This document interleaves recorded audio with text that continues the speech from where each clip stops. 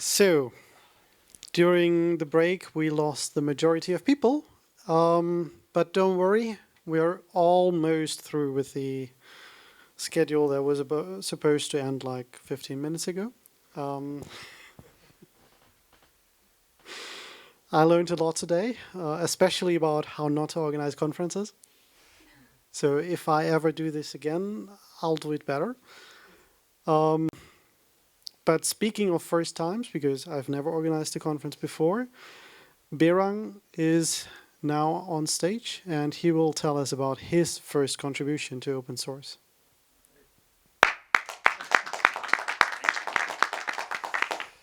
Okay, hello everybody, my name is Behrang, and today I'm going to talk about my first contribution to open source. 12 months ago, I was still a computer engineering student, and at that time I was also working part-time here at trivago. I had some experience with C, C++, Java, and also some JavaScript and some other open source tools, but I never really had any experience contributing to open source. So until the time that I had to do my thesis. So I looked around and talked to some professors and looked at the subjects that they were offering, but they never picked they never picked my interest, because I was more interested into doing something related to JavaScript, because that was the language that was used here in trivago, and I wanted to gain more experience. Until I stumbled upon TC39. There was a repository filled with proposals that supposedly, when they are going through stages, they will be added to the next version of JavaScript. So sometimes, to get from stage 1 to stage 2, they have to provide a transpiler option.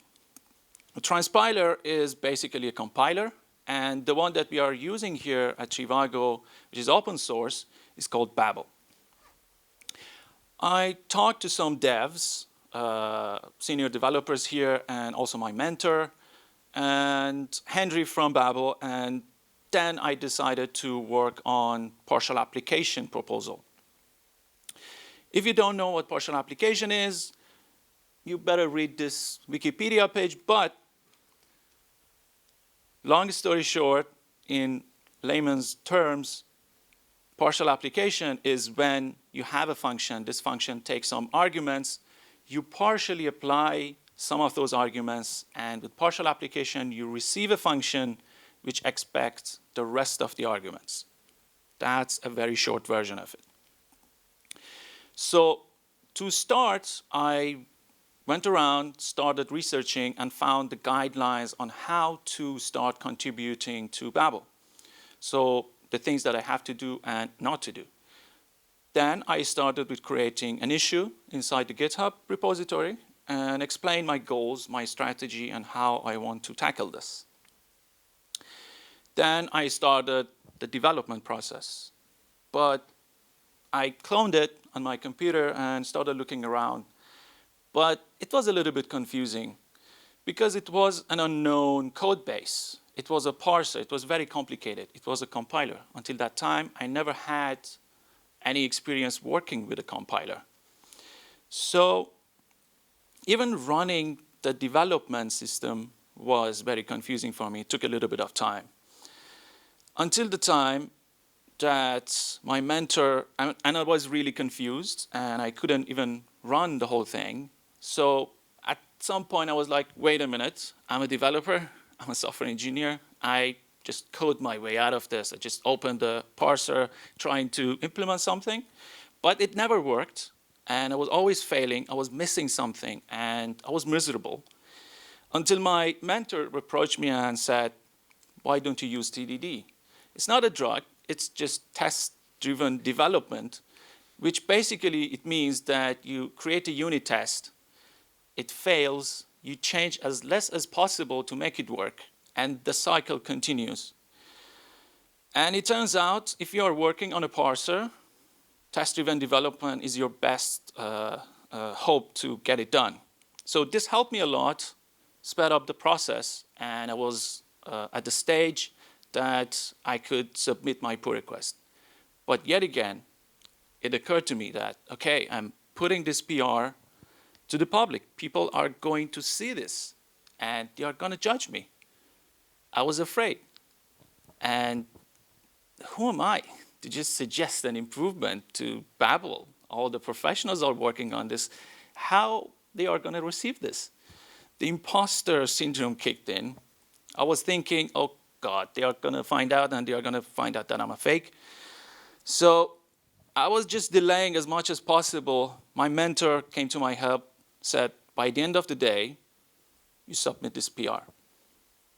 I did so and went home and didn't check my email, didn't check the browser, just total blackout.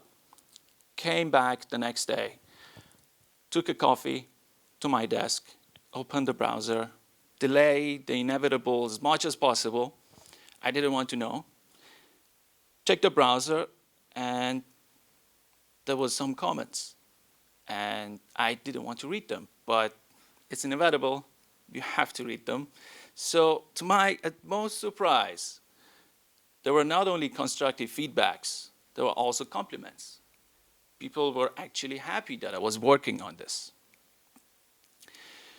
And one of the core maintainers was also saying that, okay, thank you that you are doing this, and it makes the discussion around pipeline operator better. We could just discuss that.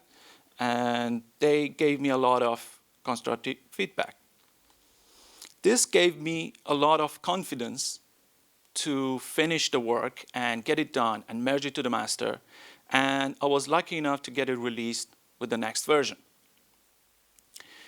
Finally, I was able to finish the text of my thesis and prepare some slide and present it to the professor and finish my studies. I started with no contribution to open source, with finishing my studies with a contribution to open source.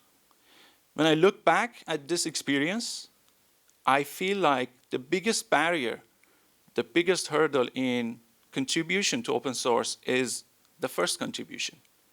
You don't know how it will be received. You don't know how people are going to react to your contribution.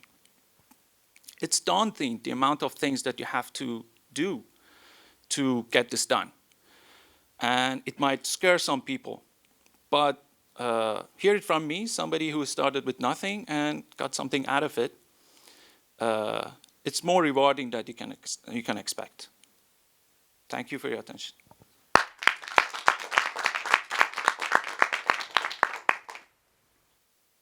Any questions? People are tired. Thank you.